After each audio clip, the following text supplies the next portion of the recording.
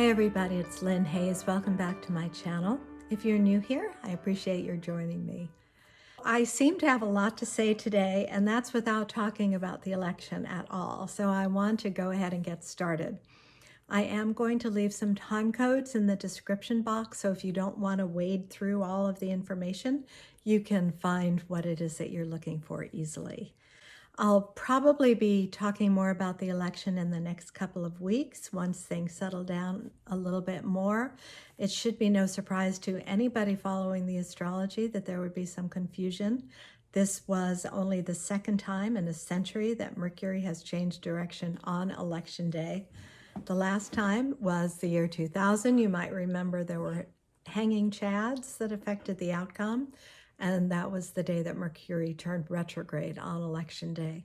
This year, we had Mercury turning direct on election day, but there still is quite a bit of chaos. This video will likely be a little longer than I'd prefer for these videos, but I will leave time codes in the description box.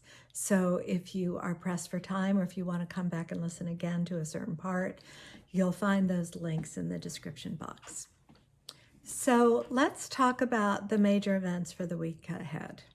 The first thing I'd like to talk about is the conjunction of Jupiter to Pluto. Now, I spent quite a bit of time on that last week, and if this is all old hat, feel free to skip ahead a couple of minutes. The first phase of this conjunction from Jupiter to Pluto was actually in April of 2020. This is all part of the big drama with the Saturn-Pluto conjunction, the triple conjunction in Capricorn, and Mars was in Capricorn at the same time. This was back in March and April. So that sort of began all the hubbub that we now know as 2020. Jupiter is the planet of abundance. It's the planet of positive energy. It's the planet of growth and expansion. And so Jupiter is often considered a planet of good fortune, but it also expands whatever it comes into contact with. When Jupiter is in Capricorn, which it has been since December of 2019, there's a real love of rules. You know, it's rules and structure, which is what Capricorn is all about, that helps to give more meaning. Under the influence of Jupiter, we're looking for more meaning. We're looking for a way to live our life that helps us to fit into a greater whole. And with Jupiter conjunct Saturn and Pluto in Capricorn, that's created a lot of disruption because we have Jupiter expanding, then we have Saturn contracting, then we have Pluto destroying and blowing everything up. So those three, I don't have to tell you how crazy this year has been. When Jupiter is conjunct Pluto, the planet of creative destruction, I think is a nice way to put it, Pluto tends to also show us where there is potential for our undoing. In the natal chart, the placement of Pluto shows where you can be very powerful, where you can feel empowered, but also what can break you down. So with Jupiter conjunct Pluto, expanding this ability of Pluto to break down the structures that aren't working, the decayed old structures that no longer work for us. This has been a pretty intense time, and this aspect is very strong in the chart for the United States. So we're hearing a lot of talk about how, the Electoral College isn't working for us. A lot of the structures that created the United States, the Constitution, the way the Senate is elected, there may be a big upheaval, which I'm expecting actually because of the Pluto return in the chart for the United States. But that is a story for another time. In our personal lives, the conjunction of Jupiter and Pluto really strips us down to the basics of what we really need to find real meaning in our life. And we've certainly seen this over the last 6 months. Since the advent of the coronavirus, and we've had lockdowns, which is very Saturn in Capricorn conjunct Pluto, there's been a lot of restrictions in terms of what we can do, and that's forced us to come face to face with what is it that we're willing to let go of, and what are we not willing to let go of? What are the things that are really important that we really want to hold on to? We can either mourn the loss of what we had and fall into sort of a despair, or we can find something to appreciate in what's left and use that to build a better future. As the old paradigm falls away, there are new paradigms that we can build to help bring more meaning and more real joy into our life. You know, maybe in your life before you had a lot of things that you were doing. How much of those things did you really love? How much were you sleepwalking through your life? And how much were you really living to the fullest extent possible? How much were you really present in your life? That's what's really required now with with Jupiter conjunct Pluto. This conjunction of Jupiter to Pluto has been in effect really for the last couple of weeks because the two planets have been moving so slowly, and it will continue to be in effect even after the exact conjunction, which we have this week. Also, with regard to the Jupiter-Pluto conjunction, we have the asteroid Pallas Athena. Pallas Athena, if you may remember from your mythology, was born from the head of Zeus. She had no mother. She was not born through the body. And she is considered to be the asteroid of divine wisdom in the astrological pantheon. In Greek mythology, she was a goddess of war and also of healing. And when I looked through some of the old stories, her attributes of healing seem to always have something to do with equalizing a situation where things had gone very wrong, where things had been unfair. So she wasn't sort of a Glinda the Good Witch kind of a healer. Here's a magic wand, you're healed. It was more, you know, this person was wounded in battle. He had been loyal to her. In order to right this wrong, she healed him. So I see this less of an influence of healing so much in terms of healing the body or healing the soul like we think of with Chiron, but she definitely has this quality of using reason, using our divine intelligence in order to heal situations that are way out of control. So personally, I really love that Pallas is part of this triple conjunction. We have Jupiter and Pluto. Saturn is still kind of within range, but Pallas is exactly conjunct Jupiter and Pluto, shining this light of wisdom and of reason. And I feel like it's a little bit of a grace card to keep us from just kind of going crazy or wild or whatever you might have it. With this Jupiter-Pluto conjunction this week, it's a very good time to use that reason, use that divine wisdom and intelligence to think your way through a situation rather than just react. And this is a good segue to the fact that Mars is going to be turning direct this week. Mars, you may remember, has been retrograde since, I think, September 9th, and Mars has been in Aries since early July. When Mars, the planet of fire and action and drive, is in its own sign of Aries, there's a lot of this intense energy of will and desire and need. Mars is that primal need, the id in psychology.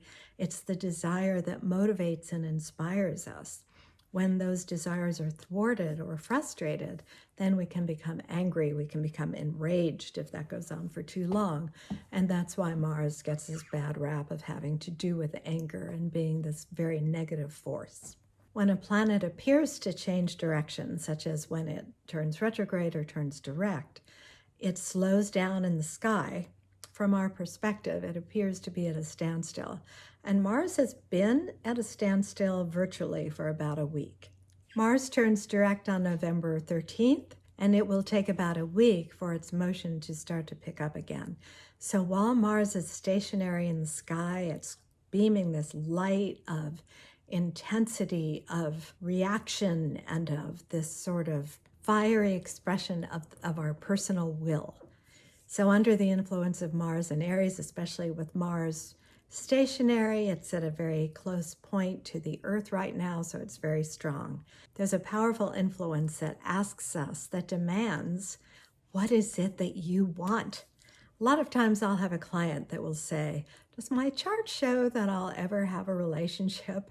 And usually those people have Mars in Pisces, by the way. If that's you, you might find that familiar. But my question is always, what do you want? A lot of times when Mars in a natal chart is afflicted in some way, they don't really know what they want. They don't really have a connection to that desire. But this week with Mars at a stationary point, we do have a connection. We can discover this. And not that we want to go around being selfish and always satisfy our own desires, but we have to know what we want before we can create any kind of a future or even enjoy a future that's given to us. We have to have some sense of what it is that we want. This is what Mars direct, stationary in the sky in Aries is here to teach. As Mars starts to pick up speed, it will form a square to those 3 planets in Capricorn. Last week, you might remember, if you watched this video or if you read my daily updates on Facebook, check it out. Mercury, the planet of the mind and information, was forming a square to Saturn. Mercury, you might remember, was retrograde last week. It retrograded back, formed the square to Saturn, then it turned direct. The second square to Saturn was November 3rd, and the third square to Saturn was November 6th. So all through last week, the square between Mercury, information, communication, elections, ballots, was in a square to Saturn. Delays, disappointments, the need for patience, structures for how things are done. Does that sound familiar at all? But Mercury is still moving pretty slowly. So the square to Saturn is pretty much behind us, but you might still feel it the first few days of the week. When Mercury is square to Saturn, we have a tendency to sometimes see only the negative. Saturn really wants us to see the real picture. Saturn doesn't encourage fantasy or any kind of illusion. So sometimes we can use that influence to reinforce any negative feelings that we already have or any kind of negative thinking. Oh, this is never going to work out. How come this always happens? These are typical Mercury-Saturn kinds of moods. So if you lean in that direction anyway, and especially with what's happening, COVID, elections, you might be experiencing this more intensely with Mercury square Saturn. Just know that this is temporary. The purpose of Saturn isn't to make us depressed, but it's to really show us where we're living in illusion and where we need to form a better plan for the future. The next thing I'd like to talk about is Ceres. Ceres was elevated to planet status, and it was around the time when there was a very strong surge of interest in ecology, climate change. These are all very Ceres-type archetypes. With those sorts of correspondences, I felt it was very important to start to use Ceres, and I do use it quite frequently in my client work. If there is a square from the moon to Ceres or some sort of affliction to Ceres in the birth chart, I often see people that have difficulty with body image issues.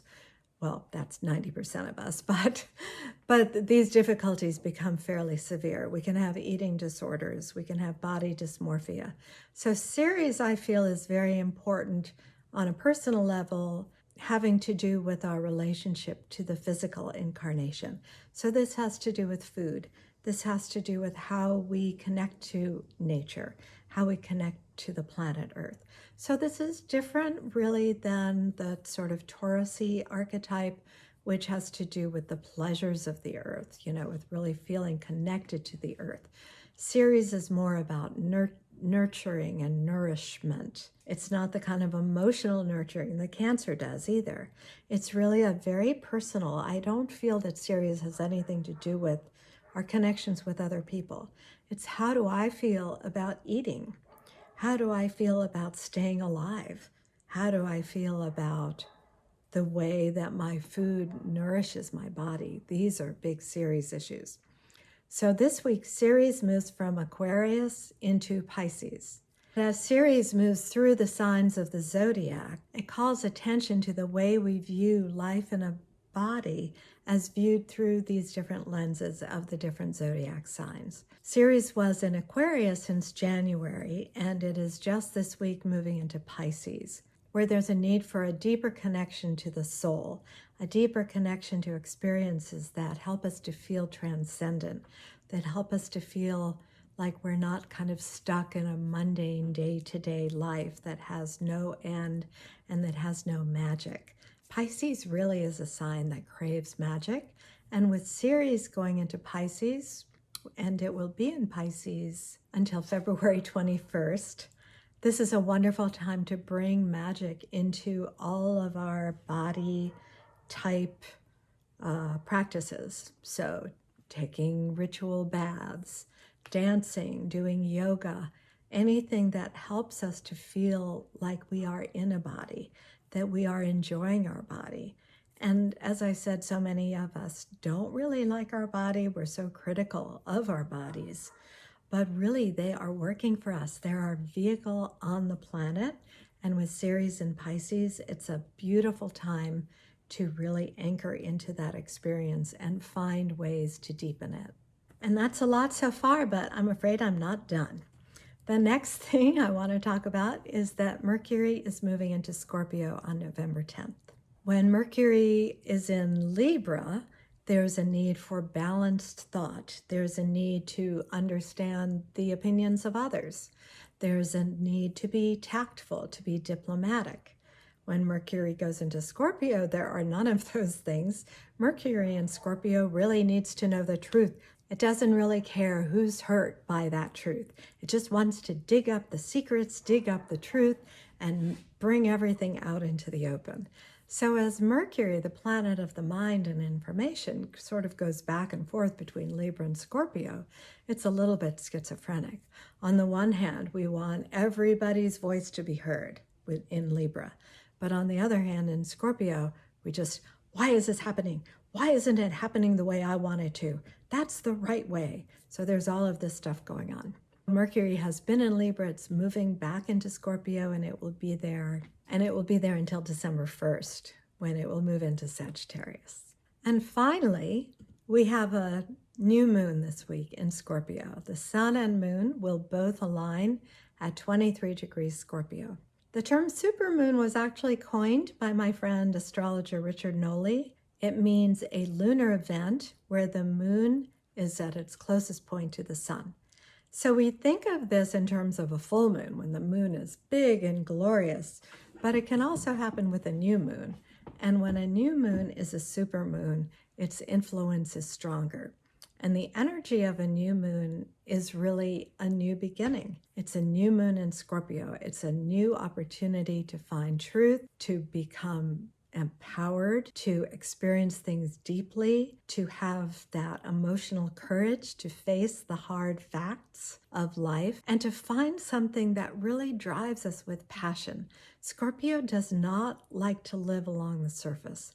With Scorpio, there's a need to live in a way where we are deeply connected to everything and where we really have a strong sense of purpose. This is especially important for those of us that are over 60, over 70, over 80, over 50 really, because as we move into these later years and we start to lose some of the things that gave us pleasure before or that gave us a sense of purpose, maybe we retire from our job, maybe our grandchildren grow up and they no longer want to spend time with grandma. You know, we have to find something that gives our lives a deep sense of purpose. This new moon in Scorpio is perfect for that. And that finally takes us to the end of the big events for the week. And now let's talk about the week ahead.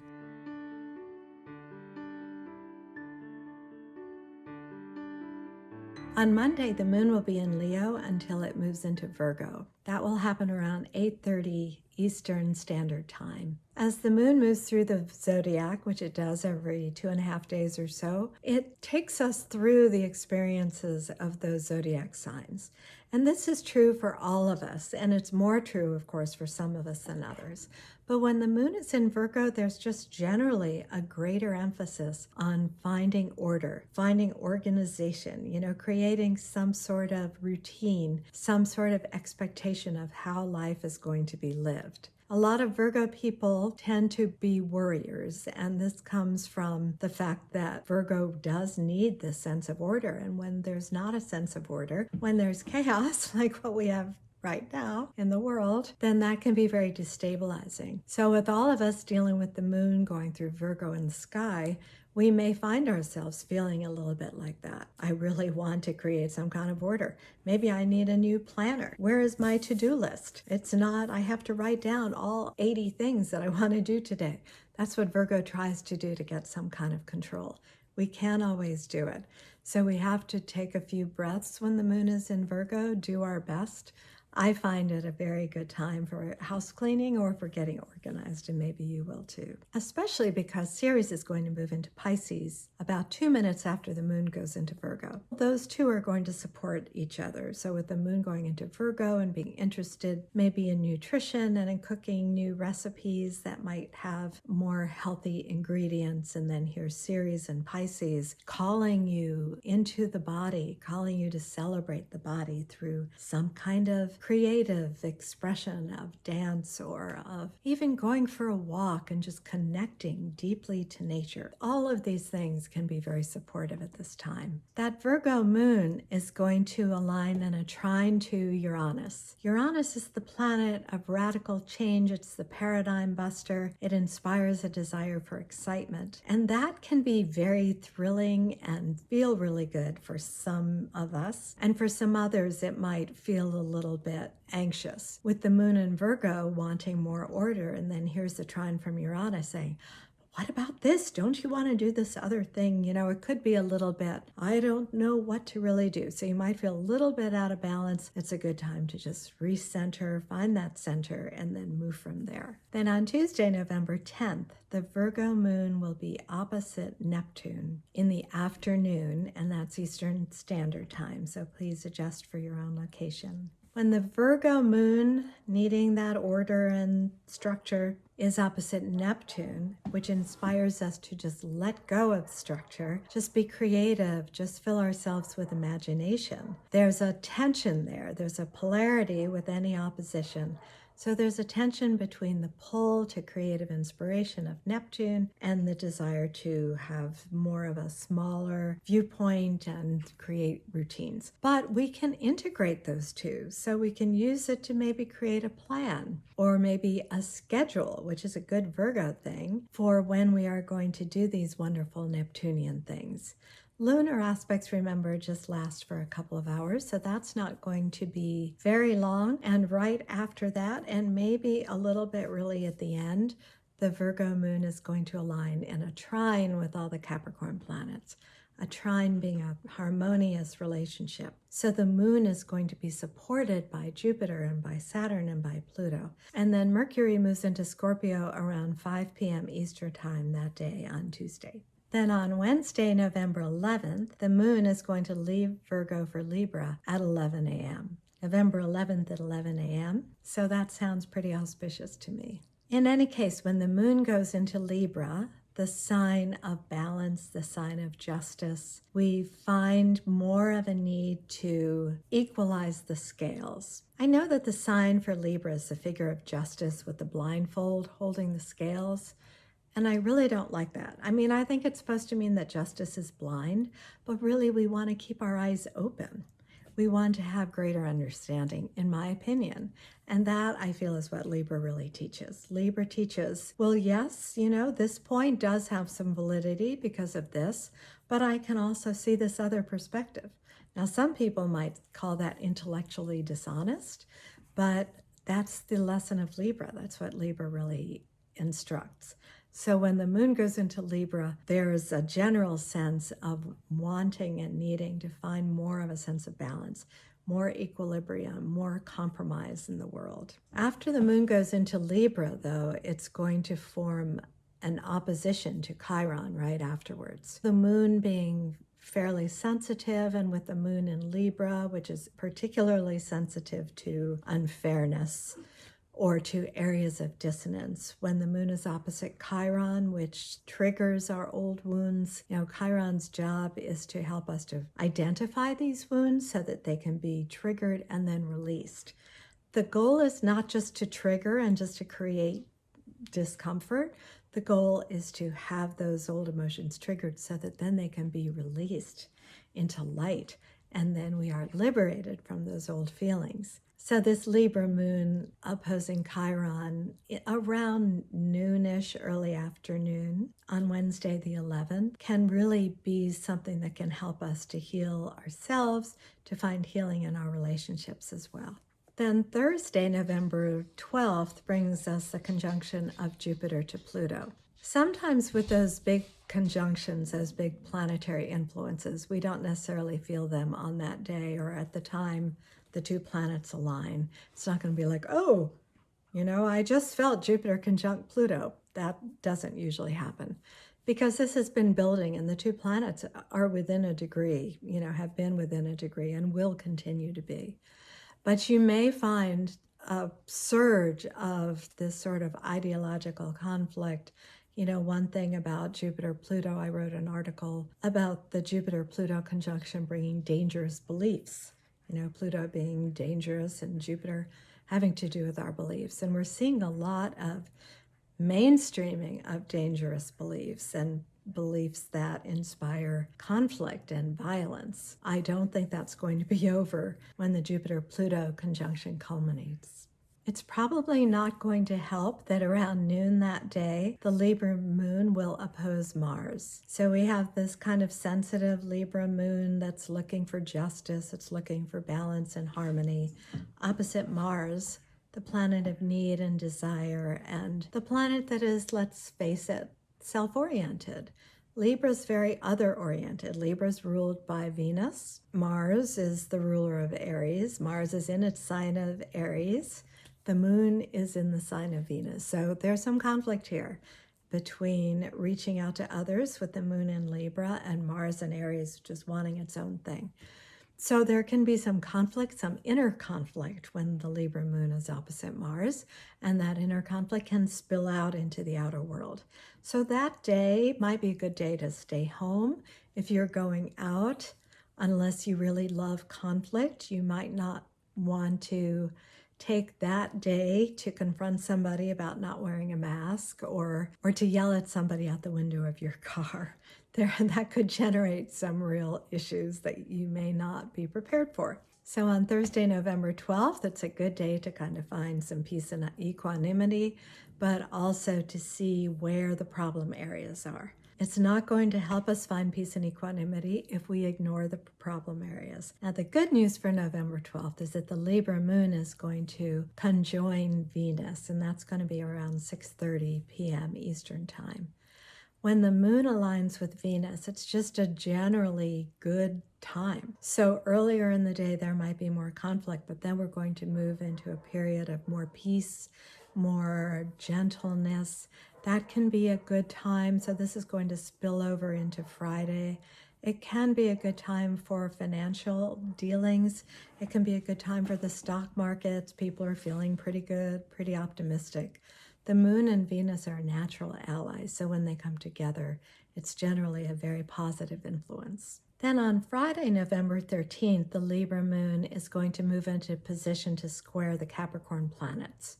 So remember, it's Pallas and Jupiter and Pluto and Saturn. When the moon is in a square to all that heaviness of the Capricorn, and you've got heavy planets there, Saturn and Pluto are pretty heavy, it might be a little bit overwhelming for that tender Libra moon. The moon is still conjunct Venus, which is very positive, very harmonious, but there could be a little bit of destabilization.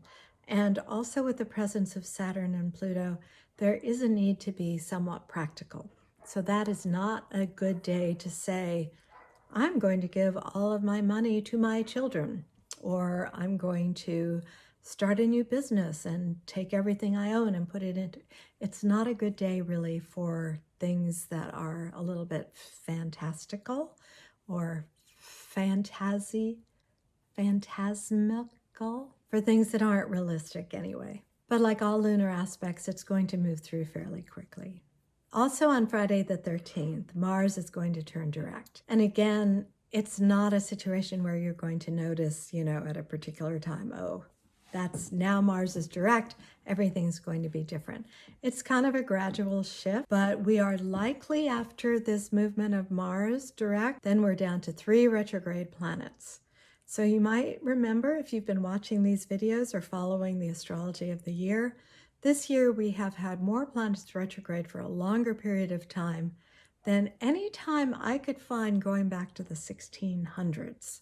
So it's been pretty phenomenal. And if you felt like your life is on pause, that is a good piece of the reason why. Once Mars turns direct, then there's only 3 planets retrograde: Uranus, Neptune, I think, and Chiron. With fewer retrograde planets, there's more action, there's more movement forwards. So we're going to really start to see a shift now. We also have the moon going into Scorpio that day in the morning, and it's going to conjoin Mercury. At that point, there's going to be 3 planetary bodies in Scorpio: the sun and the moon and Mercury.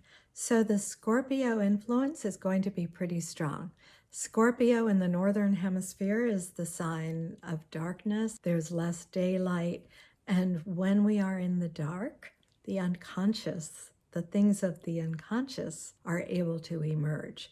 And Scorpio has a lot to do with that kind of deep transformation that comes when the deeper, darker, more significant truths are allowed to emerge. I believe we're going to see this especially at the time of the new moon in Scorpio. The new moon occurs on Sunday, November 15 at 12:07 a.m. Eastern. So many of you may celebrate it the night before on that Saturday evening, depending on your time zone, of course. And then at 10:46 a.m., so not that long after, the moon's going to move into Sagittarius. This is a big shift from Scorpio to Sagittarius, where we go from the dark underworld to Sagittarius, which is very optimistic and light and looking for new possibilities. While the moon is making its way through Sagittarius, it's going to form a harmonious trine to Mars. So there's going to be a lot of good, positive fire energy on Sunday the 15th and also Monday the 16th. And that will take us to the end of this period for this video. And next week, next Monday, there will be a new video. Thanks so much for joining me. I hope you made it all the way through. I so appreciate it. And I'll look forward to seeing you next week.